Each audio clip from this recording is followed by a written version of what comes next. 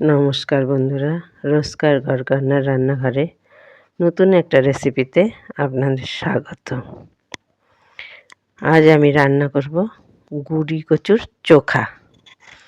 আমরা তো আলুর চোখা খাই, এটা হচ্ছে গুঁড়ি কচুর চোখা। গুঁড়ি কচুটাকে কেটে সেদ্ধ করে খোসা ছাড়িয়ে নিয়েছি।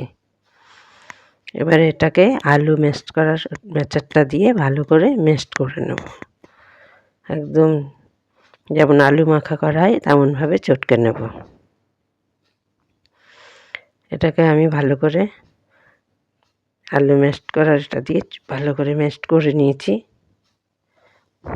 একদম আলু মাখার মতো করে নরম করে নিয়েছি। এবার আমি ইন্ডাকশানে একটা ফ্রাই প্যান বসিয়েছি। ফ্রাই প্যানে দিয়ে দেবো একটু সর্ষের তেল।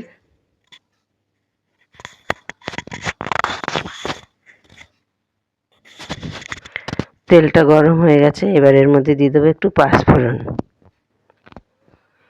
পাঁচফোড়নটা একটু নেড়ে চেড়ে এর মধ্যে দিয়ে দেবো কটা শুকনো লঙ্কা। শুকনো লঙ্কাটাকে একটু ভেজে একটুখানি ভেজে নেব। ভেজে সরিয়ে রেখে এর মধ্যে দিয়ে দেবো পেঁয়াজ কুচি। আলু মাখা দিয়ে তো আমরা সবসময় ভাত খাই, আলুর চোখা, কিন্তু গুঁড়ি কচুর চোখা করে একদিন ভাত খেয়ে দেখবেন, আর কিচ্ছু লাগবে না সঙ্গে। এই গুঁড়ি কচুর চোখা দিয়েই ভাত খাওয়া হয়ে যাবে। পেঁয়াজটাকে একটু ভেজে নেব। এর মধ্যে একটু নুন দিয়ে পেঁয়াজটাকে একটু ভালো করে ভেজে নেব। একদম ভাজা ভাজা হবে না, আলু মাখার মতো যেমন পেঁয়াজ হয় ভাজা হয় তেমন করেই এই পেঁয়াজটাকে হালকা হালকা ওরকম ভাজা করে নেব।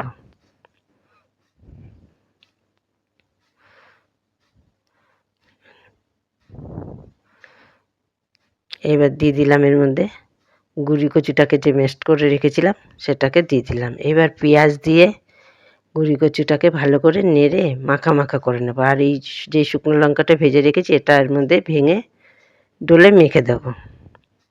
একদম আলু ভাতে যেমন করে মাখা হয় তেমনভাবে আলুর চোখা মাখার মতো এটা গুঁড়ি কচুর চোখাটা মাখা হবে। রেডি হয়ে গেছে আমার গুঁড়ি কচুর চোখা। আমার এই রেসিপিটা যদি ভালো লেগে থাকে একটা লাইক, কমেন্ট, শেয়ার এবং আমার চ্যানেলটাকে সাবস্ক্রাইব করবেন। আমার এই রেসিপিটা দেখার জন্য ধন্যবাদ বন্ধুরা।